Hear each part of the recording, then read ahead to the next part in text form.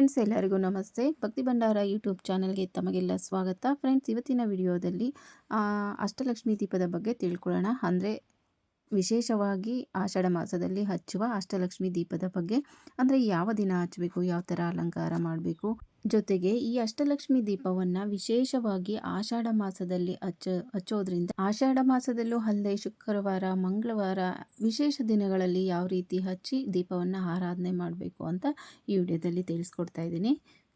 ಬನ್ನಿ ಶುರು ಮಾಡೋಣ. ಲಕ್ಷ್ಮೀ ದೇವಿಯ 8 ವಿವಿಧ ಸ್ವರೂಪಗಳನ್ನು ನಾವು ಅಷ್ಟಲಕ್ಷ್ಮಿಯರು ಅಂತ ಕರಿತೀವಿ. ಹಾಗೆ ಒಂದೊಂದು ಹೆಸರಿಂದ ಒಂದೊಂದು ದೇವಿಯರನ್ನು ಆರಾಧನೆ ಮಾಡ್ತೀವಿ. ಅದರಲ್ಲೂ ಆಷಾಢದಲ್ಲಿ ಅಷ್ಟಲಕ್ಷ್ಮಿ ದೀಪಾರಾಧನೆ ಮಾಡೋದ್ರಿಂದ ಬಹಳನೇ ಪ್ರಯೋಜನಗಳಿವೆ.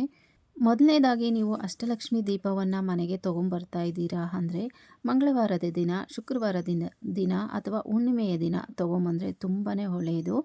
ಅಷ್ಟಲಕ್ಷ್ಮಿ ದೀಪವನ್ನು ತರುವಾಗ ನೋಡಿಕೊಂಡು ಸ್ವಲ್ಪ ದೊಡ್ಡ ಸೈಜಿನ ದೀಪವನ್ನು ತಂದರೆ ತುಂಬ ಒಳ್ಳೆಯದು ಅಂತ ಹೇಳ್ಬೋದು. ಯಾಕೆ ಅಂದರೆ ತುಂಬ ಎಣ್ಣೆ ಇಡಿಸೋದ್ರಿಂದ ತುಂಬ ಜಾಸ್ತಿ ಹೊತ್ತು ಅಂದರೆ ತುಂಬ ಟೈಮ್ವರೆಗೂ ದೀಪನ ಉರಿಸಬಹುದು. ಅದಕ್ಕಾಗಿ ಇನ್ನು ಈ ಅಷ್ಟಲಕ್ಷ್ಮಿ ದೀಪವನ್ನು ವಿಶೇಷವಾಗಿ ಶುಕ್ರವಾರ ಮತ್ತು ವಿಶೇಷ ದಿನಗಳಲ್ಲಿ ಅಖಂಡ ದೀಪವನ್ನಾಗಿ ಹಚ್ಚೋದು ತುಂಬಾ ಒಳ್ಳೆಯದು. ಹಾಗಾಗಿ ಸ್ವಲ್ಪ ದೊಡ್ಡ ಸೈಜಿನ ದೀಪವನ್ನು ತೊಗೊಂಬಂದು ಒಂದೇ ಸಾರಿ ಎಣ್ಣೆ ಹಾಕ್ಬಿಟ್ರೆ ದಿನ ಇಡೀ ದೀಪ ಉರಿತಾ ಇರುತ್ತೆ. ಅದಕ್ಕಾಗಿ ತೊಗೊಂಬರೋದು ಆಗಿದ್ದರೆ ಸ್ವಲ್ಪ ದೊಡ್ಡ ಸೈಜ್ ದೀಪವನ್ನೇ ತೊಗೊಂಬನ್ನಿ. 8 ಗಂಟೆಗಳ ಕಾಲ ಆದರೂ ದೀಪ ಉರಿಯೋ ಥರ ಇದ್ದರೆ ತುಂಬಾ ಒಳ್ಳೆಯದು. ಅಖಂಡ ದೀಪ ಏನಾದರೂ ಹಚ್ಚಬೇಕು ಅಂತ ಏನಾದರೂ ಇದ್ದರೆ ಸ್ವಲ್ಪ ದೊಡ್ಡ ಸೈಜ್ ದೀಪವನ್ನೇ ತೊಗೊಂಬಂದರೆ ಪದೇ ಪದೇ ಎಣ್ಣೆ ಹಾಕೋ ಥರ ಇರಲಿ. ಒಂದು ಸಾರಿ ಎಣ್ಣೆನ ಹಾಕಿಬಿಟ್ರೆ ದಿನ ಇಡೀ ಅಂದರೆ ಅಟ್ಲೀಸ್ಟ್ ಒಂದು 8-10 ಅವರ್ ಆದರೂ ಉರಿತಾ ಇರಬೇಕು. ಆ ಥರ ದೀಪ ಇದ್ದರೆ ತುಂಬಾ ಒಳ್ಳೆಯದು. ಯಾವಾಗಲೇ ಆಗಲಿ ಮನೆಗೆ ಯಾವುದೇ ಥರದ ದೀಪ ತರೋದಾದರೂ ಒಂದು ಒಳ್ಳೆಯ ದಿನವನ್ನು ನೋಡಿ ದೀಪವನ್ನು ಮನೆಗೆ ತರಬೇಕಾಗುತ್ತೆ. ಅದರಲ್ಲಿ ಶುಕ್ರವಾರ ತಂದರೆ ತುಂಬಾ ಒಳ್ಳೆಯದು. ಹುಣ್ಣಿಮೆ ದಿನ ತಂದರೂ ಅಷ್ಟೇ ತುಂಬಾ ಒಳ್ಳೆಯದು. ಹಾಗೆ ನೀವು ದೀಪವನ್ನು ತಂದ ದಿನವೇ ದೀಪವನ್ನು ಶುದ್ಧಿ ಮಾಡಿ, ಸಿಕ್ಕಿದ್ರೆ ಗೋಮೂತ್ರದಿಂದ ಶುದ್ಧಿ ಮಾಡಿ ತುಂಬಾ ಶ್ರೇಷ್ಠ. ಇಲ್ಲ ಅಂದರೆ ಸ್ವಲ್ಪ ನೀರಿಗೆ ಅರಿಶಿಣವನ್ನು ಹಾಕಿ ಅರಿಶಿಣದ ನೀರಿಂದ ಸ್ವಲ್ಪ ಗುಲಾಬಿ ಜಲ ಅಂದರೆ ರೋಸ್ ವಾಟರನ್ನು ಹಾಕಿ ಶುದ್ಧೀಕರಿಸಿದ್ರೆ ತುಂಬಾ ಒಳ್ಳೆಯದು ಅಂತ ಹೇಳ್ಬೋದು. ಹಾಗೆ ತಂದ ದಿನವೇ ದೀಪವನ್ನು ಶುದ್ಧಿ ಮಾಡಿ ಅಲಂಕಾರ ಮಾಡಿ ದೀಪವನ್ನು ಹಚ್ಚಿದ್ರೆ ತುಂಬಾ ಶ್ರೇಷ್ಠ. ಅರಿಶಿನ, ಕುಂಕುಮ, ಗಂಧ ಎಲ್ಲವನ್ನು ಹಚ್ಚಿ ಆ ಮಲ್ಲಿಗೆ ಹೂವಿಂದ ಅಲಂಕಾರ ಮಾಡಿ ದೀಪವನ್ನು ಹಚ್ಚೋದು ತುಂಬಾ ಒಳ್ಳೆಯದು. ಹಾಗೆ ಅರಿಶಿನ ಕುಂಕುಮ ಕಲಸೋವಾಗ ಸ್ವಲ್ಪ ನೀರಿನ ಬದಲು ಸ್ವಲ್ಪ ರೋಸ್ ವಾಟರನ್ನು ಹಾಕಿ ಕಲಸಿ ದೇವರಿಗೆ ಅಂದರೆ ದೀಪಕ್ಕೆ ಹಚ್ಚೋದ್ರಿಂದ ತುಂಬಾ ಶುಭ ಅಂತಲೇ ಹೇಳ್ಬೋದು. ಹಾಗೆ ನಾವು ಸಾಮಾನ್ಯವಾಗಿ ಏನಪ್ಪ ಮಾಡ್ತೀರಿ ಅಂದರೆ ದೀಪದ ಮುಂದೆ ಭಾಗಕ್ಕೆ ಮಾತ್ರ ಅರಿಶಿನ ಕುಂಕುಮನ ಹಚ್ತೀವಿ, ಹಿಂದಿನ ಭಾಗಕ್ಕೆ ಬಿಟ್ಬಿಡ್ತೀವಿ. ದಯವಿಟ್ಟು ಆ ತಪ್ಪನ್ನು ಮಾಡೋದಕ್ಕೆ ಹೋಗಬೇಡಿ. ದೀಪದ ಎರಡೂ ಕಡೆ ಅರಿಶಿನ ಕುಂಕುಮವನ್ನು ಹಚ್ಚಬೇಕು. ಅಂದರೆ ಹಿಂದೆ ಮುಂದೆ ಎರಡೂ ಕಡೆ ಅರಿಶಿನ ಕುಂಕುಮನ ಹಚ್ಚಿ ಪೂಜೆಯನ್ನು ಮಾಡಬೇಕು. ದೀಪದ ಹಿಂಭಾಗದಲ್ಲಿ ಕಳಶ ಇರುತ್ತೆ, ಆ ಕಳಶಕ್ಕೂ ಕೂಡ ಅರಿಶಿನ ಕುಂಕುಮನ ಇಡಬೇಕು. ಇನ್ನು ಈ ಥರ ದೀಪ ಎಲ್ಲ ರೆಡಿ ಮಾಡ್ಕೊಂಡಾದ್ಮೇಲೆ ಇನ್ನು ದೀಪವನ್ನು ಏನರ ಮೇಲೆ ಇಡಬೇಕು ಅಂತ ಕೆಲವೊಬ್ಬರಿಗೆ ಅನಿಸ್ತಾ ಇರುತ್ತೆ, ಅಂದರೆ ಡೌಟ್ ಇರುತ್ತೆ. ದೀಪವನ್ನು ಒಂದು ಪೀಠದ ಮೇಲೆ ಇಡ್ಬೋದು, ಇಲ್ಲಾಂದರೆ ಒಂದು ಹಿತ್ತಾಳೆ ತಟ್ಟೆ ಮೇಲೆ ಆ ತಟ್ಟೆಯನ್ನು ಕೂಡ ಚೆನ್ನಾಗಿ ಕ್ಲೀನ್ ಮಾಡಿ ಅದರ ಮೇಲೆ ಒಂದು ಅಷ್ಟದಳ ರಂಗೋಲಿಯನ್ನು ಹಾಕಿ ಸ್ವಲ್ಪ ಅರಿಶಿನ ಕುಂಕುಮನ ಇಟ್ಟು ಅದರ ಮೇಲೆ ಅಷ್ಟಲಕ್ಷ್ಮಿ ದೀಪವನ್ನು ಇಟ್ಟು ದೀಪಾರಾಧನೆಯನ್ನು ಮಾಡಬಹುದು.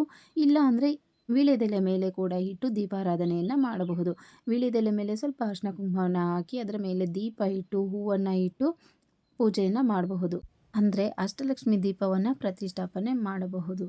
ನಾವು ಲಕ್ಷ್ಮೀ ದೇವರ ಫೋಟೋಕ್ಕೆ ಯಾವ ಥರ ಶ್ರದ್ಧಾ ಭಕ್ತಿಯಿಂದ ಪೂಜೆಯನ್ನು ಮಾಡ್ತೀವೋ ದೀಪಕ್ಕೂ ಅಷ್ಟೇ ಲಕ್ಷ್ಮೀ ದೇವಿಯ ಸ್ವರೂಪ ಅಂತ ಅಂದ್ಕೊಂಡೆ ತುಂಬ ಶ್ರದ್ಧಾ ಭಕ್ತಿಯಿಂದ ಪೂಜೆಯನ್ನು ಮಾಡಬೇಕು.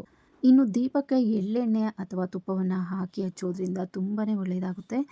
ತುಪ್ಪವನ್ನು ಹಾಕಿ ದೀಪ ಹಚ್ಚೋದ್ರಿಂದ ಬಹು ಬೇಗ ನಮಗೆ ಫಲ ಸಿಗುತ್ತೆ ಅಂತಲೇ ಹೇಳ್ಬೋದು.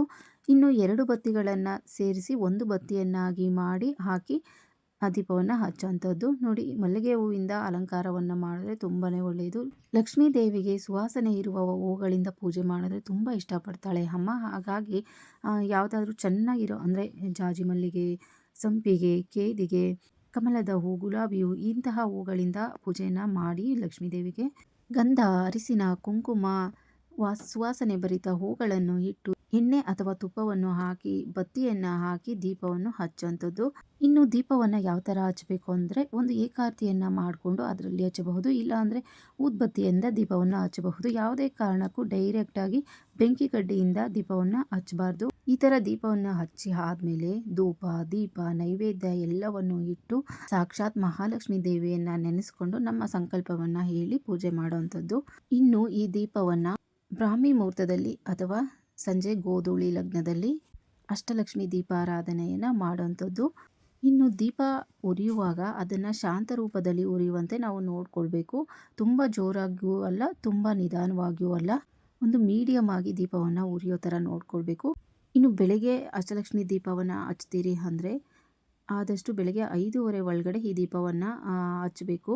ಇನ್ನು ಇವತ್ತು ಬೆಳಗ್ಗೆ 5:30ಗೆ ಹಚ್ಚಿದರೆ ನಾಳೆ ಬೆಳಗ್ಗೆ 5:30ವರೆಗೂ ಉರಿಯೋ ಹಾಗೆ ನಾವು ಎಣ್ಣೆಯನ್ನು ಹಾಕಿ ದೀಪವನ್ನು ಹಚ್ಚಬೇಕಾಗುತ್ತೆ. ಒಂದೇ ಸಾರಿ ಎಣ್ಣೆಯನ್ನು ಹಾಕೋದು ತುಂಬಾ ಒಳ್ಳೆಯದು. ಅದಕ್ಕೆ ಹೇಳೋದು ಸ್ವಲ್ಪ ದೊಡ್ಡ ದೀಪ ತೊಗೊಂಬರೋದು ಒಳ್ಳೆಯದು ಅಂತ. ಇನ್ನು ಆಷಾಢ ಬರ್ತಾ ಇದೆ. ಆಷಾಢ ಶುಕ್ರವಾರದಲ್ಲಿ ಹಚ್ಚಿದ್ರೆ ತುಂಬಾ ಒಳ್ಳೆಯದು. ಹಾಗೆ ಶ್ರಾವಣ ಶುಕ್ರವಾರದಲ್ಲೂ ಕೂಡ ಹಚ್ಚಬಹುದು. ಹಾಗೆ ನವರಾತ್ರಿಯಲ್ಲೂ ಈ ಅಷ್ಟಲಕ್ಷ್ಮಿ ದೀಪಾರಾಧನೆಯನ್ನು ಮಾಡಬಹುದು. ಇನ್ನು ಆಷಾಢ ಮಾಸ ಶ್ರಾವಣ ಮಾಸದಲ್ಲಿ ಶುಕ್ರವಾರ ಈ ದೀಪವನ್ನು ಹಚ್ಚಿದ್ರೆ ನವರಾತ್ರಿಯಲ್ಲಿ ಮೊದಲನೇ ಅಮಾವಾಸ್ಯೆಯ ದಿನ ನೀವು ಕೊನೆ ನವರಾತ್ರಿ ದಿನದವರೆಗೂ ಅಂದರೆ 9 ದಿನಗಳ ಕಾಲ ಈ ಅಖಂಡ ದೀಪವನ್ನು ಹಚ್ಚಬಹುದು. ಈ ಥರ ಅಷ್ಟಲಕ್ಷ್ಮಿ ದೀಪವನ್ನು ಹಚ್ಚೋದ್ರಿಂದ ಸಕಲ ಸಂಕಷ್ಟಗಳು ಕೂಡ ತುಂಬ ಬೇಗ ನಿವಾರಣೆ ಆಗುತ್ತಾ ಅಂತ ಹೇಳ್ತಾರೆ. ಇನ್ನು ಈ ದೀಪವನ್ನು ಹಚ್ಚಿದಾಗ ಎಣ್ಣೆ ಒಳಗಡೆ ಸ್ವಲ್ಪ ಪಚ್ಚಕರ್ಪೂರ ಆಗಲಿ, ಒಂದೆರಡು ಲವಂಗ ಆಗಲಿ, ಸ್ವಲ್ಪ ಲಾವಂಚ ಬೇರಾಗಲಿ ಅಥವಾ ಸ್ವಲ್ಪ ಜಾವತ್ ಪೌಡರ್ ಆಗಲಿ ಹಾಕಿ ಹಚ್ಚೋದ್ರಿಂದ ಮನೆ ತುಂಬ ಆ ಘಮ ಬರ್ತಾ ಇರುತ್ತೆ, ಸುವಾಸನೆ ಭರಿತವಾಗಿ ದೀಪ ಉರಿತಾ ಇರುತ್ತೆ. ಇಲ್ಲ ಅಂದರೆ ಸ್ವಲ್ಪ ಮಲ್ಲಿಗೆ ಎಣ್ಣೆಯನ್ನು ಹಾಕಿ ಅಂದರೆ ಜಾಸ್ಮಿನ್ ಆಯಿಲನ್ನು ಹಾಕಿ ಎಣ್ಣೆಯಲ್ಲಿ ದೀಪವನ್ನು ಹಚ್ಚಿದಾಗ ದಿನ ಇಡೀ ಮನೆಯೆಲ್ಲ ಸುವಾಸನೆ ಭರಿತವಾಗಿ ಇರುತ್ತೆ. ಇದೆಲ್ಲ ಸಾಮಗ್ರಿಗಳು ಕೂಡ ಗ್ರಂಥಿಗೆ ಅಂಗಡಿಯಲ್ಲಿ ಸಿಗುತ್ತೆ.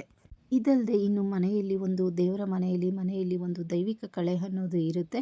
ಇನ್ನು ಏನಪ್ಪ ಅಂದರೆ ಈ ದೀಪವನ್ನು ಮಂಗಳವಾರ ಶುಕ್ರವಾರ ವಿಸರ್ಜನೆಯನ್ನು ಮಾಡಬಾರ್ದು. ಅಂದರೆ ದೀಪವನ್ನು ತೆಗೆಯೋದು, ತೊಳೆಯೋದು, ಕದಲಿಸೋದು ಈ ಥರ ಎಲ್ಲ ಮಾಡಬಾರ್ದು. ತಿಳ್ಕೊಂಡ್ರಲ್ಲ ಫ್ರೆಂಡ್ಸ್, ಆಷಾಢ ಮಾಸದಲ್ಲಿ ಶ್ರಾವಣ ಮಾಸದಲ್ಲಿ ಯಾವ ಥರ ಅಷ್ಟಲಕ್ಷ್ಮಿ ದೀಪಾರಾಧನೆ ಮಾಡೋದು ಅಂತ. ಹಾಗೆ ಈ ವಿಡಿಯೋ ನಿಮಗೆಲ್ಲ ಇಷ್ಟ ಆಯಿತು ಅಂತ ಅಂದ್ಕೊತೀನಿ. ಏನಾದರೂ ಇಷ್ಟ ಆದರೆ ಪ್ಲೀಸ್ ಒಂದು ಲೈಕ್ ಮಾಡಿ. ಹಾಗೆ ಯಾರೆಲ್ಲ ನೋಡ್ತಿದ್ದೀರೋ ಸಬ್ಸ್ಕ್ರೈಬ್ ಮಾಡ್ಕೊಂಡು ಸಪೋರ್ಟ್ ಮಾಡಿ. ಹಾಗೆ ನಿಮ್ಮ ಫ್ಯಾಮಿಲಿ ಫ್ರೆಂಡ್ಸ್ಗೂ ಶೇರ್ ಮಾಡಿ ಅಂತ ಹೇಳ್ತಾ ಇವತ್ತಿನ ವಿಡಿಯೋನ ಮುಗಿಸ್ತಾ ಇದ್ದೀನಿ. ಮತ್ತೊಂದು ವಿಡಿಯೋ ಜೊತೆ ಸಿಗೋಣ ಅಂತ ಹೇಳ್ತಾ ಥ್ಯಾಂಕ್ ಯು ಫಾರ್ ವಾಚಿಂಗ್.